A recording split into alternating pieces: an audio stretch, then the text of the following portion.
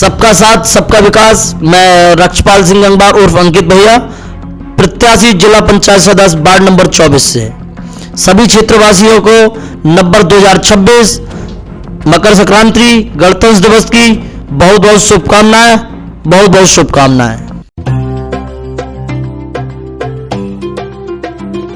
कहते हैं कि नौजवान एक घर की ताकत नहीं होता, नौजवान वो ताकत होता है जो एक समाज को, एक देश को और एक पूरे वातावरण को बदलने की ताकत रखता है।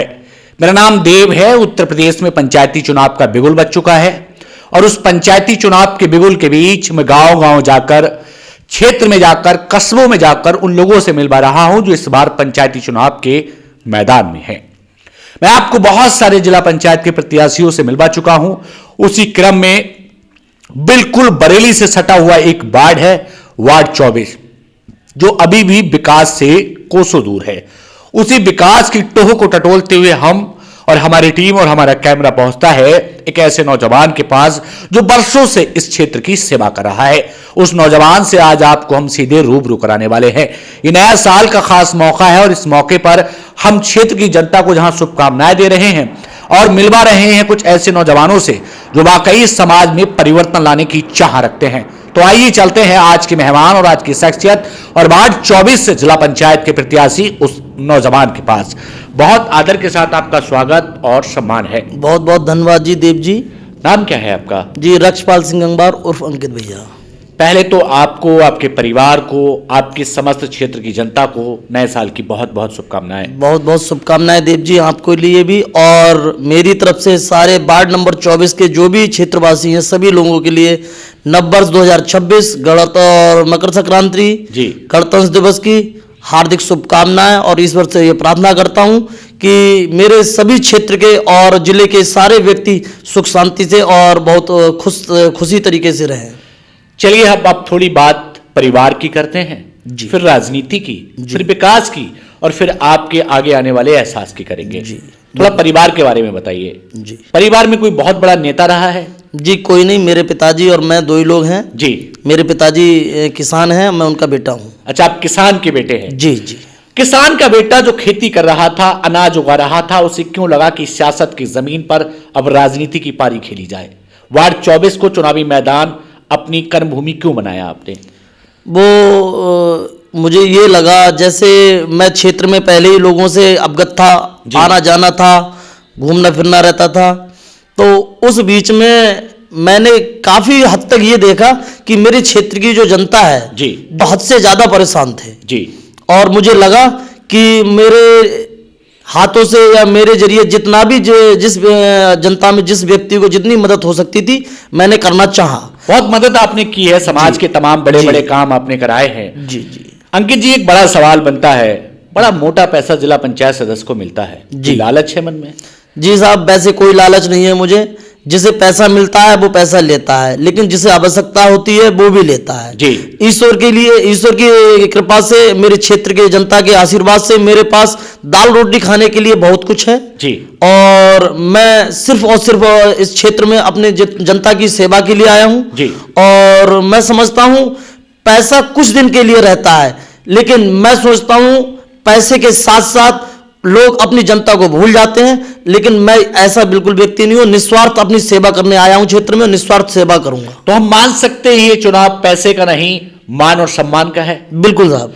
वार्ड 24 के बहुत परेशान से लोग हैं, कुछ ऐसे मजरे हैं जिनके गांव तक पहुंचने के लिए आपके कपड़े धूल धूल हो जाते हैं। बिल्कुल हो जाते हैं साहब। मैं आपको बता दूं कि जब कोई व्यक्ति जिला पंचायत सदस्य यहां से चुन के जाता है जी, या अन्य किसी वार्डों से चुन के जाता है जी, तो अगर वो व्यक्ति निस्वार्थ अपना वोट किसी को नहीं देगा तो शायद मैं सोचता हूं विकास की लहर उस क्षेत्र में बिल्कुल नहीं चल पाएगी। बिल्कुल। और अगर वो पैसा नहीं लेगा तो अपने ही जिला पंचायत अध्यक्ष से जरिए या किसी अन्य उच्च स्तर के नेता के जरिए वो अपने वार्ड में इतना विकास कराएगा कि धूल तोड़ना बहुत दूर की बात, किसी व्यक्ति को गड्ढे में भी चलना नहीं पड़ेगा। वार्ड 24 के बहुत सारे ऐसे लोग हैं जो खेती किसानी से जुड़े हुए हैं जी, लेकिन उनके बच्चे अच्छे स्कूलों में पढ़ते हैं और वो चाहते हैं कि उनके बच्चों का मुस्तकबिल सुधरे। किसी ने कहा है कि अगर आपके पास काम है तो घर में खुशी और आयाम है। रोजगार को लेकर के अंकित जी क्या सोचते हैं? जी सबसे पहले तो यह है कि अगर मुझे मेरी जनता ने इस वार्ड में मुझे मेंबर बनाकर अगर यहाँ मुझे जिस मुकाम पे पहुंचाने का काम करेगी जी। तो मैं समझता हूं कि कोई ना कोई रोजगार जरूर स्थापित कराऊंगा मैं। तो आप मान सकते हैं कि आपके पास वो ताकत है, वो जज्बा है कि आप इस क्षेत्र को काम दे सकते हैं? जी मेरी कोई ताकत नहीं है देव जी, ये सारी ताकत मेरे जनता का आशीर्वाद है और जनता की ताकत है साहब। अच्छा। मेरी कोई ताकत नहीं है, मैं जनता के हित में ही काम करना चाहता हूं, जनता की सेवा करना चाहता हूं। एक पहचान है जी। अपना अपना विश्वास और अपनी अच्छाई जी। ये मेरी पहचान का दर्शाता है कि मैं क्षेत्र में गरीबों के लिए या सभी व्यक्तियों के लिए दुख सुख में साथ रहता हूं, साथ खड़ा रहता हूं और जितना हो सकता है उन लोगों की अपने जरिए मदद करता हूं। वार्ड 24 में यदि आप जिला पंचायत के सदस्य बनते हैं जी, आपको जनता यहां प्यार नवाजती है जी, क्या खास काम जो दिल में है, तमन्ना है कि ये सबसे पहले कराऊंगा? जी सबसे पहले तो मैं अपने क्षेत्र के जितने भी विकास कार्य जो अधूरे हैं जी या जो नहीं हो पाए हैं जी। पहले तो वो पूरे कराऊंगा। उसके बाद में जो मेरे क्षेत्र की कुछ हद से ज्यादा परेशान जनता है मैं उसके जरूरतमंदों के लिए जिस चीज की आवश्यकता है ज्यादा से ज्यादा उन लोगों की जरूरत को पूरा करने का प्रयास करूंगा। लोग जब जिला पंचायत सदस्य बन जाते हैं सीधे बरेली शिफ्ट होते हैं और जनता यहां धक्के खाती रहती है। जी बरेली वो शिफ्ट होते हैं जिनका कोई मुकाम होता है। जी मेरा कोई मुकाम नहीं, मैं एक किसान के बेटा हूं जी। इस गांव में पैदा हुआ हूं, मेरी जन्मभूमि यही है, मुझे यहीं रहना है, यहीं रहकर अपनी जनता की सेवा करना है। वार्ड 24 के लोग आपके साथ खड़े हैं? जी बिल्कुल समर्थन दे रहे हैं? बिल्कुल। आप जीत रहे हैं या फिर हवाई चुनाव चल रहा है? ये तो साहब जनता ही तय करेगी जी।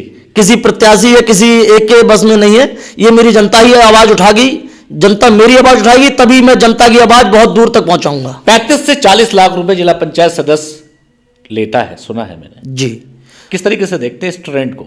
साहब इसके बारे में जानकारी मुझे नहीं, जो लेता है या जो देता है जी। ये उसको पता होगा, ना मुझे लेना है किसी से जी। और ना ही मुझे किसी को कुछ देना है। मैं तो सिर्फ एक ही भरोसा दिलाता हूं जी। कि मैं सेवा करने आया हूं, सेवा करता रहूंगा।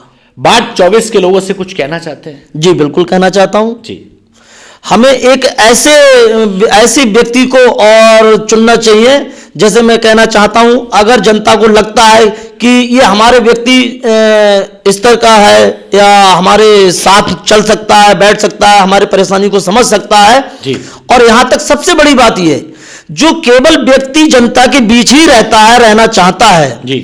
जनता को सिर्फ उसको ही वोट देना चाहिए और उसको ही अपना अमूल्य वोट देकर प्रतिनिधि बनाना चाहिए। तो वार्ड 24 की जनता इस बार किसको चुनेगी और किसको सुनेगी, इस विषय में हमने बात की वार्ड 24 के जिला पंचायत प्रत्याशी अंकित भैया से।